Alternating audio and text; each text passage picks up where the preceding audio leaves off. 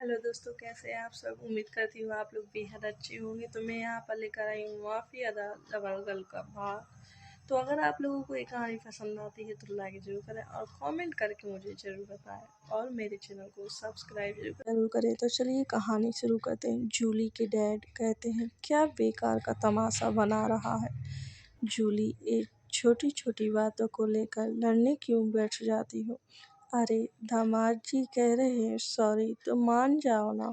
जूली कहती है, डैड आप मेरे पिता हैं कि मेरे दुश्मन। इस वक्त भी आपको अपनी डील की पड़ी हुई है। सब समझ आता है मुझे। आप इस इंसान से शादी क्यों कराना चाहते हैं। आप मेरा अच्छा नहीं, खुद का मुनाफा चाहती हैं। आप मुझे प्यार ही नहीं करते। आप अपनी शान और शौकत को देखते हैं। आप मतलबी हैं। मतलबी। ये सुन जूली के डैड उस पर हाथ उठाने वाले ही थे कि बेहान उनका हाथ पकड़ लेता है और कहता है, आपको शर्म आनी चाहिए ये सब करते हुए। जूली के डैड कहते हैं, तुम होते कौन हो मेरे और जूली के बीच में बोलने वाले। हम बाप बेटी हैं। बेहान कहता है, हाँ तो मैं भी जूली का आशिक हूँ। आशिक समझते हैं और मैं इसे अपनाना चाहता हूँ। जूली बेहान की बात सुन कहती है, बेहान कपूर अब आपको मुझसे हमदर्दी क्यों हो रही है। उस दिन तो आप कुछ और ही बोल रहे थे। बेहान कहता है, जूली मैं जानता हूँ मुझसे बहुत बड़ी गलती हुई है। मैं तुम्हारी माफ़ी के लायक नहीं हूँ, लेकिन मैं तुम्हें दिल से अपनाना चाहता हूँ। जूली के डैड कहते हैं, ए तुम क्या बोले जा रहे हो। ऐसे मेरी ऐसे कैसे मेरी बेटी तुम्हें सौंप दूँ। आप शायद जानते नहीं हैं मैं कौन हूँ। बेहान कपूर हूँ, कबीर कपूर का भाई। ए सुन जूली के डैड कहते हैं, तो तू कहीं का तोप है या तेरा भाई जो तुझे और तेरे भाई को सलाम ठोकूं। वहीं बेहान का भाई ये सब सुन रहा था और वो कबीर को फ़ोन कर देता है। कबीर सोया हुआ था और अपने बगल में बज रहे फ़ोन को वो उठा नहीं रहा था, लेकिन एक हाथ निकल बाहर आता है और वो हाथ फ़ोन उठा कबीर के कानों में लगा देती है।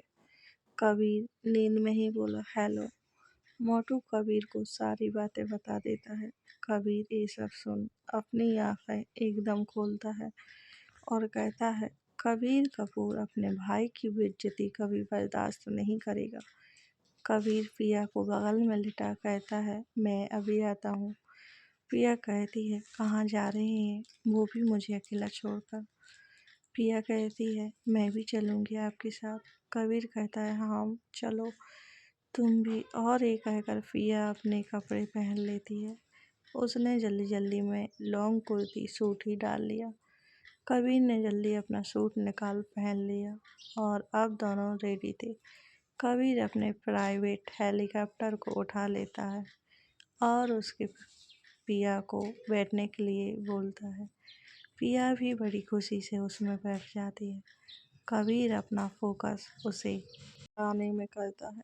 पिया को इस वक्त कुछ पता नहीं था कि कबीर कहाँ जा रहा है, लेकिन उसने सवाल करना जरूरी नहीं समझा और बस एंजॉय करने लगी। वो आसमान में सभी जगह देख रही थी। उसे मानो लग रहा था जैसे वो परियों की दुनिया में हो। कुछ देर बाद कबीर का हेलीकॉप्टर तेज हवा के साथ नीचे उतरने को आता है। वहाँ सब लोग मौजूद थे और वो लोग हेलीकॉप्टर की हवा से पीछे होने लगते हैं।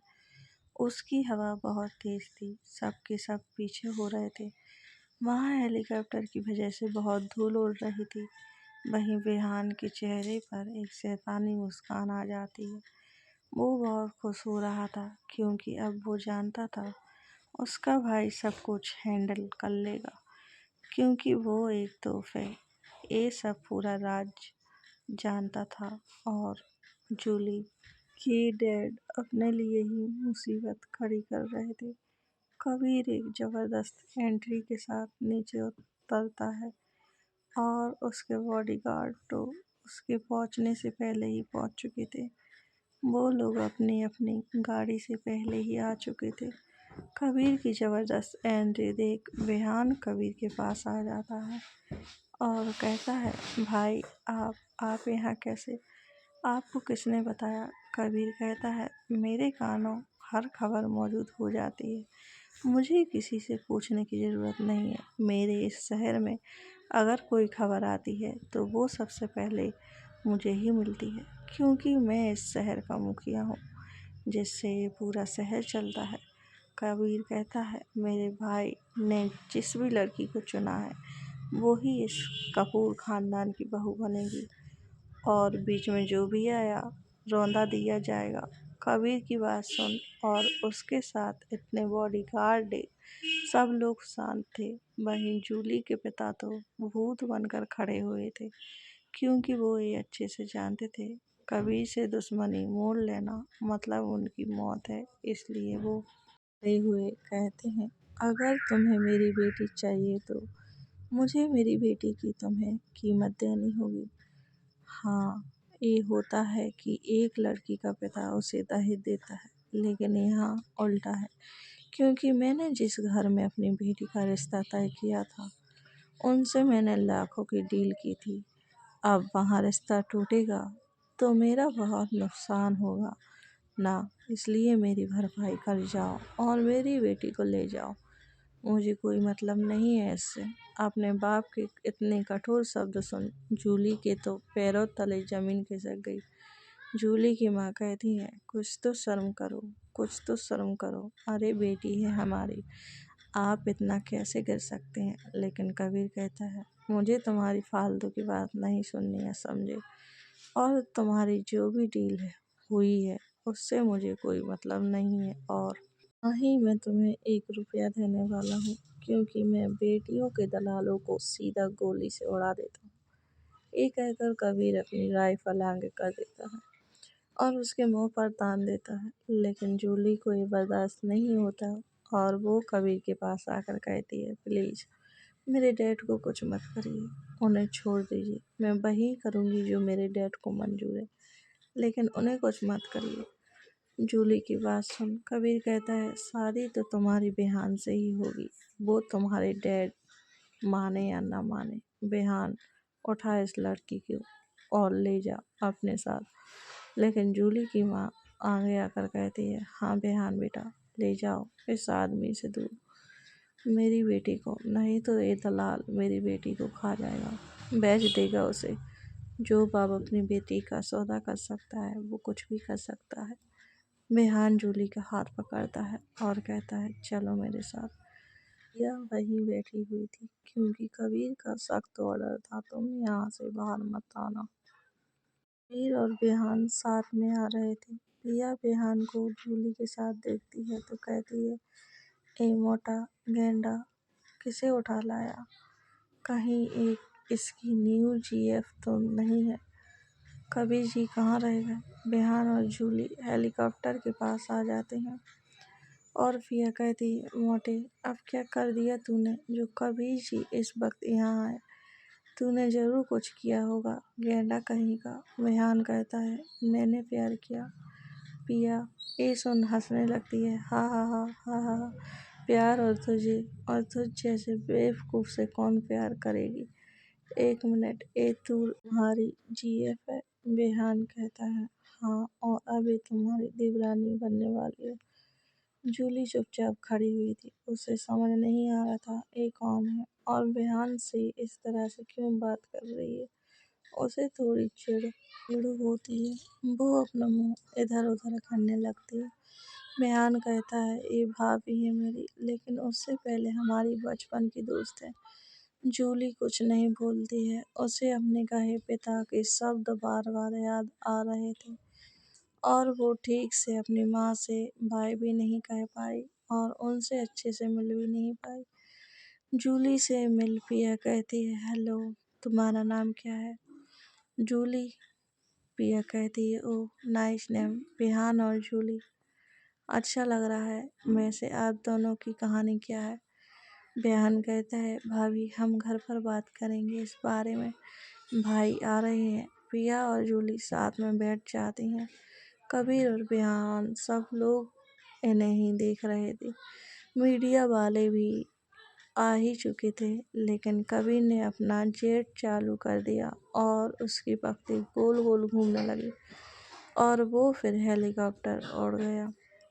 वहाँ मीडिया की उमड़ती भीड़ बस आसमान की तरफ देखती रही और बस उनसे जैसे बना उन्होंने मीडिया न्यूज़ बना लिया। अब ये न्यूज़ भी आने वाली ही थी। पूरे राज्य में कुछ देर बाद सब लोग कपूर मैंशन पहुंच जाते हैं और घर के अंदर एंटर हो जाते हैं। दादी बाकी सब सोए हुए थे, किसी को कोई खबर नहीं थी। आकाश, शिवी और दादी बाकी सब सोए हुए थे। कबीर कहता है शिवी को उसका कमरा दिखा दो और ये कहकर कबीर पिया को अपने साथ ले जाता है। बेहान दोनों को अपने कमरे में जाता देख खुद भी जूली का हाथ पकड़ उसे अपने कमरे में ले जाता है और कहता है तुम बेड पर सो जाओ, मैं सोफे पर सो जाऊंगा। एक है जूली चुपचाप जाकर बेड पर सो जाती है। बेहान को अजीब लग रहा था और जूली को, क्योंकि बहुत दिनों बाद मिल रहे थे ये लोग। जूली तो उस वक्त नशे में थी, लेकिन बेहान होश में था। लेकिन आज बेहान नशे में था और जूली होश में। लेकिन बेहान ने इसके बावजूद भी कोई ऊट-पटांग हरकत नहीं की। बस दूर से ही जूली को देखता रहा और देखते-देखते कब उसकी आंखें लग गई उसे पता ही नहीं चला। लेकिन जूली की नींद नहीं आई, क्योंकि वो बहुत कुछ सोच रही थी। जो नहीं होना चाहिए था वो हुआ। बेहान को खुद से दूर सोता देख उसे एक बात तो समझ में आई कि उस दिन जो भी हुआ सब इस अंडरस्टैंडिंग की वजह से हुआ। देर बाद बेहान और जूली भी सो जाते हैं। अगली सुबह जब जूली की नींद खुलती है तो उसे याद आ जाती है कि वो अपने घर पर नहीं बल्कि कहीं और है, और फिर वो उठ जाती है। उसे यहाँ के बारे में ज़्यादा कुछ पता नहीं था। वो तो खाली हाथ आई थी, इसलिए उसके पास ना तो कपड़े थे ना और कुछ। वो ये सोच सोच कर परेशान थी कि आखिर वो क्या करे। उसकी समझ के बाहर था सब कुछ। अभी उसे ब्रश भी करना था और अपने लिए पहनने के लिए कपड़े भी चाहिए थे। बेहान जो सो रहा था उसे उसे उठाने के लिए पिया ही आती थी, नहीं तो वो उठता ही कहाँ था। पिया इस वक्त कबीर की बाहों में थी। थोड़ी देर बाद उसकी भी नींद खुल जाती है। आकाश और शिवी भी उठ चुके थे। पिया कबीर से कहती है कबीर जी उठ जाइए, देखिए सुबह हो चुकी है। कबीर ये सब सुन उठ जाता है और कहता है डॉल, पता ही नहीं चलता तुम्हारी बाहों में कब सुकून से नींद पूरी हो जाती है। तुम ना उठाओ तो मैं उठूँ ही ना, इसी तरह तुम्हारी बाहों में सोता रहूं। पिया कहती है उठ भी जाइए आप, टाइम देखो ना, सब लोग उठ गए होंगे। आप तो सबसे जल्दी उठते थे, लेकिन अब नहीं उठ रहे, लेट ही उठते हो आजकल। मुझे जाने दीजिए, आपको नहीं उठना मत उठिए। वहाँ जूली को भी देखना, भूल गए क्या आप? कबीर कहता है हाँ तुम ठीक कह रही हो, चलो चलते हैं। वहाँ जाकर दादी को भी तो समझाना होगा। कबीर की बात सुन पिया जल्दी उठ जाती है। कबीर भी उठकर नहाने के लिए चला जाता है। कुछ देर बाद कबीर नहाने चला गया और पिया जाकर बेहान के कमरे की तरफ जाती है, लेकिन बेहान का कमरा तो लॉक था। पिया नॉक करती है, लेकिन कोई रिस्पॉन्स नहीं। जूली जब आवाज़ सुनती है तो दरवाजे के पास आकर गेट खोलती है। दरवाज़ा खुलता देख पिया कुछ बोलने को ही होती है कि सामने जूली को देख कहती ओ तुम यहाँ, बेहान कहाँ है? जूली कहती है वो, और बेहान की तरफ इशारा करते हुए गेट खोल देती है। ओ तो ये मोटा गेंडा अभी तक सो रहा है। पिया उसे सोता देख उसके पास जाते हुए कहती है ओए उठ मोटी, उठ जा। लेकिन बेहान कहता है सोने देना, क्यों डिस्टर्ब कर रही है? बेहान की बात सुन पिया कहती है, तू ऐसे नहीं मानेगा, और अंदर जाकर एक लोटे में पानी लाते हुए बेहान पर उड़ेल देती है। एकदम ठंडा ठंडा पानी पड़ने से वो बौखला जाता है और गुस्से में उठते हुए कहता है, तुम्हें छोड़ूंगा नहीं मैं, पिया की बच्ची। तेरी इतनी हिम्मत, तूने सोते हुए जानवर को जगा दिया है। अब ये जानवर तुझे नहीं छोड़ेगा। और एक कहकर बेहान कुछ ढूंढ रहा होता है और वो एक नकली कॉकरोच निकाल पिया के ऊपर फेंक देता है और पिया चिल्ला जाती है और चिल्लाकर सीधा कबीर के पास जाती है। आ कबीर जी, उस गैंडे ने मेरे ऊपर डाल दिया है, मुझे डर लग रहा है। और ये कहकर वो डर के मारे अपने कपड़े निकाल देती है, जिसको कबीर अपनी शांत नजरों से देख रहा था। कबीर कहता है, शांत हो जाओ, तुम कितना डरती हो यार, मुझ जैसी हिम्मत वाली बनो। पिया अपने चेहरे को दोनों हाथों से आंखें बंद किए हुए कहती है, आप इसे भगाओ, जहाँ भी है देखो जल्दी, कहीं मेरे पास में है या मेरे ऊपर बताइए ऐसे। और वो जोर जोर से उछल रही थी। कबीर नीचे देखता है और उसे उठाकर खिड़की से बाहर फेंक देता है। कबीर कहता है, लो फेंक दिया मैंने उसे, अब तुम अपनी आंखें खोल लो। पिया ये सुन आंखें खोल कबीर के गले से लग जाती है और कहती है, थैंक यू कबीर जी। कबीर पिया को और कसकर गले से लगा लेता है। कुछ देर दोनों यूं ही चिपके रहते हैं।